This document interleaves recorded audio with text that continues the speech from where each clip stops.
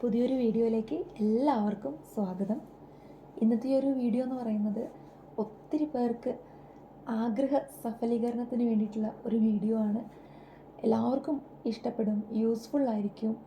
തീർച്ചയായിട്ടും നിങ്ങൾക്കിത് യൂസ്ഫുൾ ആയിരിക്കും കേട്ടോ. കാരണം ഇത് നമുക്ക് പ്രാക്ടീസ് ചെയ്യുന്നത് വഴി, ഈ ഒരു പ്രാർത്ഥന നിങ്ങൾ ചെയ്യുന്നത് വഴി ഏറെ നാളായിട്ട് ഒരു ജോലിക്ക് വേണ്ടി ആഗ്രഹിക്കുന്ന ഒരാൾക്കാരാണ് നിങ്ങളെങ്കിൽ, അല്ലെങ്കിൽ നിങ്ങൾക്കൊരു സ്യൂട്ടബിൾ ആകുന്ന ഒരു ജോബല്ല കിട്ടുന്നതെങ്കിൽ, അത്തരത്തിലുള്ള ആൾക്കാർക്കെല്ലാം തന്നെ ഈ ഒരു വീഡിയോ വളരെയധികം പ്രയോജനകരമാണ്. ഏതൊരു മാതാപിതാക്കളുടെയും ആഗ്രഹം എന്ന് പറയുന്നത് അവരെ മക്കളെ പഠിപ്പിച്ച് വലിയൊരു ജോലി കിട്ടി അവരൊരു സന്തോഷകരമായിട്ടുള്ളൊരു ജീവിതം നയിക്കുന്നത് കാണാനാണ്. അതുപോലെ തന്നെ വീടുകളിലെ പ്രായമായിട്ടുള്ള അപ്പാപ്പനും അമ്മാമ്മയ്ക്കും ഒക്കെ കൊച്ചുമക്കളോടുള്ളൊരു സ്നേഹം അത് അവരിലേക്ക് എത്തിക്കുന്നത് കൃത്യമായിട്ടുള്ള ഒരു തികഞ്ഞ ഭക്തിയോടും സ്നേഹത്തോടും കൂടിയിട്ടുള്ള പ്രാർത്ഥനയുടെ രൂപത്തിലുമാവാം. സ്നേഹവും കളിയും ചിരിയും എല്ലാം ഉള്ളിടത്ത് നമുക്ക് മനസ്സറിഞ്ഞ് അവരെ അനുഗ്രഹിക്കാനും പ്രാർത്ഥിക്കാനും എല്ലാത്തിനും സാധിക്കും. അപ്പോൾ നിങ്ങളുടെ കൊച്ചുമക്കളായിക്കോട്ടെ, പേരക്കുട്ടികളായിക്കോട്ടെ, മക്കളായിക്കോട്ടെ, ആര് തന്നെ ആയിക്കോട്ടെ, അല്ലെങ്കിൽ നിങ്ങൾക്ക് തന്നെയാണെങ്കിൽ പോലും ഈ ഒരു വീഡിയോ തികച്ചും യൂസ്ഫുള്ളായിരിക്കും. അപ്പോൾ ഇന്നത്തെ ഒരു വീഡിയോയിൽ നമ്മളൊരു പ്രാർത്ഥന കൂടി ഉൾപ്പെടുത്തുന്നുണ്ട്. ആ ഒരു പ്രാർത്ഥന തൊഴിൽ അന്വേഷിക്കുന്നവർക്ക് വേണ്ടിയിട്ടുള്ള ഒരു പ്രാർത്ഥനയാണ്. തീർച്ചയായിട്ടും നമുക്ക് 100% നമുക്ക് ഫലം കിട്ടുന്ന പ്രാർത്ഥനയാണ്. ആദ്യം നമ്മളുടെ മനസ്സിൽ ഒരല്പം ഭക്തിയാണ് വേണ്ടത്. ഈശോയോടുള്ള ഒരു പ്രാർത്ഥന, തികഞ്ഞ രീതിയിലുള്ള ഒരു ഭക്തി, അത് തീർച്ചയായിട്ടും നിങ്ങൾക്ക് ഫലം കാണും. ഇപ്പം നിങ്ങൾക്ക് ജോലിയുള്ള ആൾക്കാരാണ്, ജോലി സ്ഥലത്ത് എന്തെങ്കിലുമൊക്കെ ഒരു ബുദ്ധിമുട്ടുള്ള ആൾക്കാരാണ് എന്നുണ്ടെങ്കിൽ, നിങ്ങൾക്ക് സ്യൂട്ടബിൾ ആവുന്ന മറ്റൊരു ജോബിലേക്ക് കൺവേർട്ട് ചെയ്യാനായിട്ട്, അതായത് വേറൊരു ജോബ് വേണം. ഒരു ഉദാഹരണം പറയുവാണെങ്കിൽ, നമുക്കിപ്പോൾ എല്ലാവരും ഒരു ഓഫീസിലിരിക്കുന്ന എല്ലാവരും അങ്ങോട്ടും ഇങ്ങോട്ടും പരസ്പരം ഇഷ്ടപ്പെട്ടോളണമെന്നൊന്നുമില്ല. ഒരു പക്ഷേ അങ്ങോട്ടും ഇങ്ങോട്ടുമൊക്കെ ചെറിയ ചെറിയ പാരവയ്പ്പുകൾ, ബുദ്ധിമുട്ടുകൾ, അങ്ങനത്തെ ഇഷ്യൂസൊക്കെ ഉണ്ടാക്കിക്കൊണ്ടിരിക്കും ചില ഓഫീസുകളിലെല്ലാം. അത് നടന്നുകൊണ്ടേയിരിക്കും. സത്യം അല്ലെങ്കിൽ നുണ, ഇതിനെയൊന്നും അവിടെ ആരും ചോദ്യം ചെയ്യില്ല. ചിലപ്പോൾ നന്നായി വർക്ക് ചെയ്തുകൊണ്ടിരിക്കുന്ന ആൾക്കാരാണെങ്കിൽ പോലും നിങ്ങൾക്ക് ഒത്തിരി ബുദ്ധിമുട്ടുകൾ അവരവിടെ ഉണ്ടാക്കിയിരിക്കാം. ഈ ഒരു അവസരത്തിൽ ഞാനൊരു ചെറിയൊരു കഥ ഞാൻ പറഞ്ഞു തരാം. എൻ്റെ ഒരു സുഹൃത്തിന് നേരിടേണ്ടി വന്നിട്ടുള്ള, ഞാനത് കണ്ട് എനിക്കത് മനസ്സിലാക്കാൻ പറ്റിയ ഭയങ്കരമായിട്ടുള്ള വേദനാജനകമായിട്ടുള്ള ഒരു കാര്യമാണ് കേട്ടോ.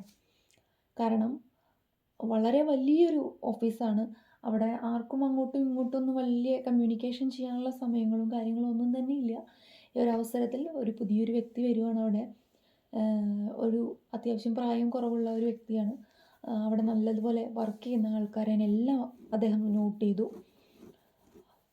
ചെയ്തതിന് ശേഷം ഏറ്റവും കൂടുതൽ വർക്ക് ചെയ്യുന്ന, ഹാർഡ് വർക്ക് ചെയ്യുന്ന, ഏറ്റവും കൂടുതൽ കാലം നിൽക്കുന്ന ഒരാളെ ചൂണ്ടിക്കാണിച്ചുകൊണ്ട് പറഞ്ഞു, ഈ വ്യക്തി ഇവിടെ ഉണ്ടെങ്കിൽ അദ്ദേഹം, അതായത് ആ മാനേജറായി വന്ന അദ്ദേഹം പറഞ്ഞു, അയാൾക്ക് അവിടെ തുടരാൻ സാധിക്കില്ല എന്ന്. ദൈവത്തിൻ്റെ അനുഗ്രഹം അവിടെയാണ് നമുക്ക് കാണാനായിട്ട് സാധിക്കുന്നത്. എല്ലാവരും, മുകളിലുള്ള എല്ലാവരും കൂടി തീരുമാനമെടുത്തു, ആ വ്യക്തി ഇനി അവിടെ വേണ്ട. കാരണം ഒരു മാനേജറുടെ ഒരു കംഫർട്ട് അതല്ലേ എല്ലാവരും നോക്കുക. കാരണം ആ ഒരു കമ്പനി ലീഡ് ചെയ്ത് കൊണ്ടുപോകാൻ പറ്റുന്ന ഒരാളെ അവർക്ക് കിട്ടിയിട്ടുണ്ട്. 2 ദിവസം കൊണ്ട് അവരത് മനസ്സിലുറപ്പിച്ചു. ഇനി ഈ കമ്പനിയുടെ ഉത്തരവാദിത്തം മുഴുവൻ അദ്ദേഹത്തെ ഏൽപ്പിക്കാം, അദ്ദേഹം അത് ഭംഗിയായി ചെയ്യും. അതുകൊണ്ട് ഇത്രയും കാലം ആ കമ്പനിയെ സപ്പോർട്ട് ചെയ്ത് നിന്ന, ആ കമ്പനിയുടെ വളർച്ചയ്ക്ക് രാപ്പകൽ അധ്വാനിച്ച ആ വ്യക്തി ഇനി അവിടെ വേണ്ട. പക്ഷേ അതൊരു ഉപജീവനമാണ്, ദൈവത്തിൽ അർപ്പിച്ചുകൊണ്ട് ചെയ്യുന്ന വർക്കുകളാണ്. ദൈവം അദ്ദേഹത്തെ ഒരിക്കലും കൈവിട്ടില്ല. പിറ്റേ ദിവസം തീരുമാനങ്ങൾ എടുക്കുന്ന ഒരു ദിവസമാണ്. അദ്ദേഹം ഇതൊന്നും അറിയുന്നില്ല കേട്ടോ. ഒരു തലേദിവസം ഇത്തരത്തിലുള്ള തീരുമാനങ്ങൾ എടുക്കുന്നുണ്ട്, കാര്യങ്ങൾ പോകുന്നുണ്ട്. ഓഫീസിലെ മറ്റു പലർക്കും അറിയാം, കാരണം ഇദ്ദേഹത്തോട് പറയില്ല. ഇദ്ദേഹം അവിടെ നിന്ന് പോകുവാണെങ്കിൽ വളരെ നല്ല കാര്യമാണ്. പിന്നെ അത്യാവശ്യം നല്ലപോലെ എഫേർട്ട് ഇടുന്ന ഒരാളുടെ എല്ലാ വർക്കുകളും മറ്റുള്ളവർക്ക് ഡിവൈഡ് ചെയ്ത് കിട്ടും. അപ്പോൾ എല്ലാവരും ഒരു കുറുക്കൻ്റെ സൂത്രം എന്നുള്ള രീതിയിൽ മിണ്ടാതിരുന്നു. നാളെ കഴിഞ്ഞാൽ ഇദ്ദേഹത്തെ ഇവിടെ നിന്ന് പറഞ്ഞു വിടും. രാവിലെയായി, അദ്ദേഹത്തോട് സംസാരിക്കാനിടയായി. തലേദിവസം തീരുമാനിച്ച എല്ലാവരും പറഞ്ഞു, അദ്ദേഹത്തെ പറഞ്ഞു വിടുന്നത് ബുദ്ധിയല്ല. പുതിയത് വന്ന ആൾക്ക് ഒരു കംഫർട്ട്, അതാണല്ലോ പറയുന്നത്. പക്ഷേ നിലവിൽ നിൽക്കുന്ന ഒരാളെ പറഞ്ഞു വിടുന്നത് ബുദ്ധിയല്ല എന്നുള്ളത് സംസാരം ഉണ്ടായി. അങ്ങനെ അദ്ദേഹത്തിനൊരു വാർണിംഗ് എന്നുള്ള രീതിയിൽ പറയേണ്ടായി. നിങ്ങളുടെ പെരുമാറ്റം ഈ വന്ന ആൾക്ക് ഒട്ടും തന്നെ ഇഷ്ടപ്പെടുന്നില്ല. അപ്പോൾ ചോദിച്ചു, എന്താണ് പെരുമാറ്റത്തിലുള്ള ബുദ്ധിമുട്ട് എന്നുള്ളത്. ഒരു തരത്തിലുള്ള ധാർഷ്ട്യവും കാണിക്കാത്തൊരു വ്യക്തിയിൽ നിന്ന് പെരുമാറ്റത്തിൽ ബുദ്ധിമുട്ടുണ്ടായെന്ന് പറയുമ്പോൾ അവിശ്വസനീയമായിരുന്നു അത്. അദ്ദേഹം പറഞ്ഞു, തൻ്റെ ഭാഗത്തു നിന്ന് എന്തെങ്കിലും തെറ്റുകൾ ഈ 2 ദിവസം കൊണ്ട് ഉണ്ടായിട്ടുണ്ടെങ്കിൽ ഞാൻ അതിനോട് ക്ഷമ ചോദിക്കുന്നു. സാറിന് എന്ത് ബുദ്ധിമുട്ടുണ്ടെങ്കിലും ഞാൻ അതിനോട് ക്ഷമ ചോദിക്കുന്നു. ഞാൻ കാരണം താങ്കൾക്കിവിടെ വർക്ക് ചെയ്യാനായിട്ടുള്ള അസൗകര്യം എന്തെങ്കിലും ഉണ്ടെങ്കിൽ എന്നോട് ക്ഷമിക്കണം, അല്ലെങ്കിൽ എന്നോട് നേരിട്ട് പറയണം എന്നുള്ളത്. വളരെ താഴ്മയായി ചെയ്യാത്തൊരു കാര്യത്തിന് വേണ്ടിയിട്ട് അദ്ദേഹം ക്ഷമ ചോദിച്ചു. അദ്ദേഹത്തോട് സംസാരിച്ച മുതിർന്ന ഒരു വ്യക്തി, അല്ലെങ്കിൽ ആ ഒരു സ്ഥാപനത്തിൻ്റെ ഏറ്റവും മുതിർന്നൊരു വ്യക്തി തൻ്റെ അടുത്തിരിക്കുന്ന പുതിയ മാനേജർക്ക് വേണ്ടി സംസാരിക്കുന്ന കേട്ട് അദ്ദേഹത്തിൻ്റെ ഹൃദയം നുറുങ്ങി അമരാൻ തുടങ്ങി. വേദന അദ്ദേഹം പുറത്ത് എവിടെയും കാണിച്ചില്ല. ക്ഷമ ചോദിച്ചു, അദ്ദേഹത്തിനെ വാൺ ചെയ്തു, അടങ്ങി ഒതുങ്ങി ഇദ്ദേഹത്തെ ബഹുമാനിച്ച് അവിടെ ജീവിച്ച് പോരണം എന്നുള്ളത്. ഈ 2 വ്യക്തികളും അദ്ദേഹത്തിന് മുന്നിലിരുന്ന്, പക്ഷേ തൻ്റെ ഉദ്ദേശം നടന്നില്ലല്ലോ എന്നുള്ളൊരു വിഷമം വന്ന ആളുടെ മുഖത്ത് അദ്ദേഹത്തിന് കാണാനായിട്ട് കഴിഞ്ഞു. അതൊന്നും അദ്ദേഹം കൂട്ടാക്കിയില്ല.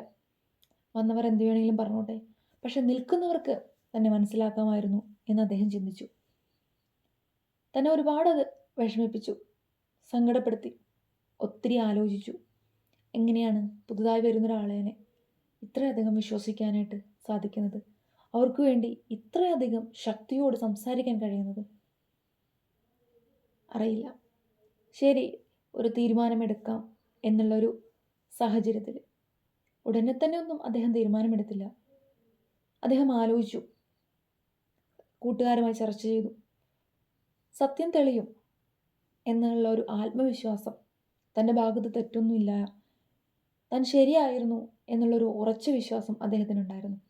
കാരണം ചെയ്യുന്ന കർമ്മം അദ്ദേഹം വളരെ സത്യസന്ധമായിട്ട് ചെയ്യുന്നൊരു വ്യക്തിയായിരുന്നു. കുറച്ച് ദിവസങ്ങൾക്ക് ശേഷം വന്ന മാനേജറുടെ ഓരോരോ കള്ളത്തരങ്ങൾ ആ കമ്പനി കണ്ടുപിടിക്കാൻ തുടങ്ങി. ഇദ്ദേഹത്തെക്കുറിച്ച് ആരോപിച്ച എല്ലാ കാര്യങ്ങളും നുണയായിരുന്നു എന്നുള്ളത് തെളിയാൻ തുടങ്ങി. ഇദ്ദേഹം അവിടെ കട്ടുമുടിക്കാൻ വേണ്ടി വന്നു എന്നുള്ള രീതിയിൽ കാര്യങ്ങളെത്തി. അദ്ദേഹത്തോട് ക്ഷമ ചോദിക്കുന്ന രീതിയിൽ ആ മാനേജർമാർ വന്നു. എന്നാൽ ഒരിക്കലും അത് ക്ഷമ എന്നുള്ള രൂപത്തിൽ അദ്ദേഹത്തോട് ചോദിച്ചിട്ടില്ല. തൊട്ടും തൊടാതെയും ഒക്കെ അന്നങ്ങനെ ഒരു തീരുമാനം എടുത്തിരുന്നെങ്കിൽ അത് ബുദ്ധിമുട്ടായേനെ എന്നുള്ള രീതിയിൽ സംസാരിച്ചു. തമ്പുരാൻ്റെ ഒരു അനുഗ്രഹം അതുമാത്രമാണ് അവിടെ ഉണ്ടായത്. കാരണം താൻ അറിയാത്തൊരു കാര്യത്തിന് താൻ ചോദ്യം ചെയ്യപ്പെട്ടു. താൻ എല്ലാവരുടെ മുന്നിലും ഒരു തെറ്റുകാരനായി നിന്നു. മനസ്സ് ഒരുപാട് വിഷമിച്ചു. തന്നെക്കുറിച്ച് ഇല്ലാ കഥ ആരോപിച്ച ഒരു വ്യക്തി എല്ലാ മാനേജേഴ്സിനെയും കൂട്ടി സംസാരിച്ച് പുറത്താക്കണം എന്ന് വാശി പിടിച്ച ആ മാനേജർ കരഞ്ഞുകൊണ്ട് ആ ഓഫീസിൽ നിന്ന് ഇറങ്ങി പോവുകയാണ്, അല്ലെങ്കിൽ ഇറക്കി വിടുകയാണ്. അത്തരത്തിലുള്ളൊരു മാനേജറെ വേണ്ട എന്നുള്ളത് ദൈവത്തിൻ്റെ ഒരു അനുഗ്രഹം മാത്രമാണ് ആ ഒരു അവസ്ഥയിലൂടെ കടന്നു പോയിട്ടുണ്ടായിരുന്നത്. കാരണം അത്രയും നാളും ആ വ്യക്തി അനുഭവിച്ച പിരിമുറുക്കം, മാനസിക വേദനകൾ, ഇതെല്ലാം ദൈവം കാണും. കാരണം ആരെയും അനാവശ്യമായിട്ട് തെറ്റ് ചൂണ്ടിക്കാണിച്ച് ആരോപിച്ച് വിഷമിപ്പിക്കരുത്. അതിനൊരു കൃത്യമായിട്ടുള്ളൊരു പ്രതിഫലം ദൈവം നമുക്ക് തരും. കർമ്മഫലം അതൊരിക്കലും നമ്മളെ വിട്ടുപോവില്ല, അത് പിന്തുടർന്നുകൊണ്ടേയിരിക്കും. അപ്പോൾ ഇത്തരത്തിലുള്ള പല ആൾക്കാരും ഓഫീസുകളിലെല്ലാം ഉണ്ടായിരിക്കും. നിങ്ങളെ പുറത്താക്കണം, അല്ലെങ്കിൽ നിങ്ങളെ കുറച്ച് ബുദ്ധിമുട്ടിക്കണം എന്നുള്ള രീതിയിലൊക്കെ. അപ്പോൾ നിങ്ങൾക്ക് ഒരു സൂട്ടബിൾ ആയിട്ടുള്ളൊരു ജോബ് അതിനു വേണ്ടി പ്രയത്നിക്കുന്നവരാണെങ്കിൽ ഈ ഒരു വീഡിയോ നിങ്ങൾക്ക് തീർച്ചയായിട്ടും ഉപകാരപ്പെടും. അപ്പോൾ ആ ഒരു പ്രാർത്ഥന നമുക്ക് ആദ്യം തന്നെ അത് ചൊല്ലാം.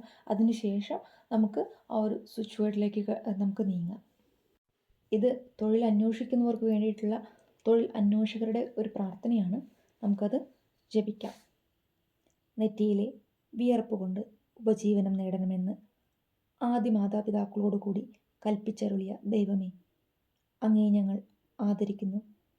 അധ്വാനിക്കുകയും ഭാരം വഹിക്കുകയും ചെയ്യുന്നവരെ ആശ്വസിപ്പിക്കുന്ന യേശുനാഥ, ലോകമെങ്ങും തൊഴിൽ ചെയ്യുന്നവരെയും അവർക്ക് തൊഴിൽ നൽകുന്നവരെയും ഞങ്ങൾ അങ്ങേക്കു കാഴ്ചവെക്കുന്നു. അവരെ എല്ലാവരെയും അനുഗ്രഹിക്കണമേ. തൊഴിലുകളിൽ വ്യാപൃതമായിരിക്കുന്നവർക്ക് ചുമതലാബോധവും സത്യസന്ധതയും നൽകണമേ. കുടുംബങ്ങളുടെ അഭിവൃദ്ധിക്കും രാജ്യപുരോഗതിക്കുമായി അവർ ചെയ്യുന്ന എല്ലാ പ്രവർത്തനങ്ങളെയും ആശീർവദിക്കണമേ. ആരോഗ്യവും വിദ്യാഭ്യാസവും ഉണ്ടായിട്ടും തൊഴിൽ ലഭിക്കാതെ വലയുന്നവരെ അനുഗ്രഹിക്കണമേ. അവരോരോരുത്തർക്കും അനുയോജ്യമായ ജോലി ലഭിക്കുവാൻ അങ്ങ് തിരുമനസ്സാകണമേ. ഞങ്ങളുടെ പ്രാർത്ഥനാ സഹായം തേടിയിട്ടുള്ള ആ വ്യക്തികളുടെ പേര് പറയാം. എന്നിട്ട് ഈ വ്യക്തികളെ കരുണാപൂർവം കടാക്ഷിക്കണമേ. മാതാവിനോടും വളർത്തു പിതാവിനോടുമൊപ്പം അധ്വാനിച്ച് തൊഴിലിൻ്റെ മാഹാത്മ്യം ഞങ്ങളെ ഗ്രഹിപ്പിച്ച യേശുവേ, തൊഴിലന്വേഷകരായ ഞങ്ങളെ സമുദ്യമങ്ങളിൽ സഫലമാക്കി ഞങ്ങളെ അനുഗ്രഹിക്കണമേ. ആമീൻ. ഈ ഒരു പ്രാർത്ഥനയുടെ ഫലം അല്ലെങ്കിൽ അതിൻ്റെ ഒരു ശക്തി അത് നിങ്ങൾ എന്ന് മുതലാണോ ചൊല്ലി തുടങ്ങുന്നത് അന്ന് മുതൽ നിങ്ങൾ നേരിട്ട് മനസ്സിലാക്കും. ഇനി നമുക്ക് ചെയ്യേണ്ട മറ്റൊരു കാര്യം എങ്ങനെയാണെന്ന് വെച്ചിട്ടുണ്ടെങ്കിൽ, ഇവിടെ കാണുന്ന ഈ ഒരു switch word reduces, count, now 3 words ചേർന്ന ഒറ്റ വാചകമാണ് ഇന്നത്തെ ഒരു സ്വിച്ച് വേർഡ്. ഇത് നമുക്ക് സ്യൂട്ടബിൾ ആവുന്ന ജോബിലേക്ക് നിങ്ങൾ അന്വേഷിച്ചു കൊണ്ടിരിക്കുകയാണെങ്കിൽ അവർക്ക് ഇതിങ്ങനെ ചാൻറ്റ് ചെയ്തുകൊണ്ടിരിക്കാം. അല്ലെങ്കിൽ നമുക്ക് നാമം ചൊല്ലുന്ന പോലെ ഇങ്ങനെ ഉരുവിട്ടുകൊണ്ടിരിക്കാം. അല്ലെങ്കിൽ നിങ്ങൾക്ക് ഇങ്ങനൊരു പേപ്പറിൽ എഴുതാനാണ് ഇഷ്ടമെങ്കിൽ അങ്ങനെ നമുക്ക് എഴുതാവുന്നതാണ്. കയ്യിൽ നമുക്ക് എഴുതി ഇടത് കയ്യിൽ നമുക്കിത് എഴുതാം. അത് നമുക്ക് ഗ്രീൻ കളർ പെൻ വെച്ചിട്ട് വേണം എഴുതാനായിട്ട്. നിങ്ങൾ എഴുതുന്ന സമയങ്ങളും ബ്ലാക്ക് കളറോ അല്ലെങ്കിൽ ഗ്രീൻ കളറോ വെച്ചിട്ട് നിങ്ങൾക്ക് എഴുതാവുന്നതാണ്. എത്ര ടൈം നിങ്ങൾക്കിത് ഒരു ദിവസം ഇങ്ങനെ മനസ്സിലിങ്ങനെ ഉരുവിട്ട് കൊണ്ടേയിരിക്കാം. നിങ്ങൾ കിടക്കുന്ന സമയത്ത് ഒരു 21 പ്രാവശ്യം ഇങ്ങനെ ഉറങ്ങാൻ പോകുന്ന തൊട്ട് മുന്നായിട്ട് ജപിക്കുക. അല്ലെങ്കിൽ രാവിലെ എണീക്കുന്ന സമയത്തും നിങ്ങൾക്കിത് ജപിക്കാവുന്നതാണ്. ഇനി നിങ്ങൾക്ക് ഒത്തിരി പ്രാവശ്യം ഒന്നും ഇതിങ്ങനെ ചാൻറ്റ് ചെയ്യാനായിട്ട് അല്ലെങ്കിൽ മനസ്സിലിങ്ങനെ ഉരുവിടാനായിട്ട് ടൈമില്ല എന്നുണ്ടെങ്കിൽ നിങ്ങൾ നിങ്ങളുടെ കയ്യിൽ ആരും കാണാത്തൊരു സ്ഥലത്തോ അല്ലെങ്കിൽ കൈവെള്ളയുടെ ഉള്ളിലോ ആയിട്ട് നിങ്ങൾക്ക് ഈ ഒരു സ്വിച്ച് വേർഡ് എഴുതി വയ്ക്കാവുന്നതാണ്. പ്രാർത്ഥന നിങ്ങൾക്ക് ഒരു ദിവസം രാത്രിയോ രാവിലെ എപ്പോഴും വേണമെങ്കിലും നിങ്ങൾക്ക് ജപിക്കാവുന്നതാണ്. അതുപോലെ തന്നെ ഇതിലെ ഈ ഒരു സ്വിച്ച് വേർഡ് ഇത് ജോബ് അന്വേഷിക്കുന്ന ഒരാൾ തന്നെ ചൊല്ലുന്നതായിരിക്കും കുറച്ചും കൂടി ഉത്തമം. അല്ല എൻ്റെ മക്കൾക്ക് വേണ്ടിയിട്ട് ഒന്ന് ജപിക്കണം അല്ലെങ്കിൽ ഇതൊന്ന് എഴുതണമെങ്കിൽ നിങ്ങൾക്ക് ചെയ്യാവുന്നതാണ്. കൂടുതൽ എഫക്റ്റീവ് ആർക്കാണോ ആവശ്യം അവർ തന്നെ ചെയ്യുന്നതാണ്. എന്നാൽ ആ ഒരു പ്രാർത്ഥന അത് നിങ്ങൾക്ക് കൊച്ചുമക്കൾക്ക് വേണ്ടിയിട്ടോ മക്കൾക്ക് വേണ്ടിയിട്ടോ നിങ്ങൾക്ക് വേണ്ടിയിട്ടോ ആർക്ക് വേണ്ടിയിട്ട് വേണമെങ്കിലും നിങ്ങൾക്ക് ജപിക്കാവുന്നതാണ് കേട്ടോ.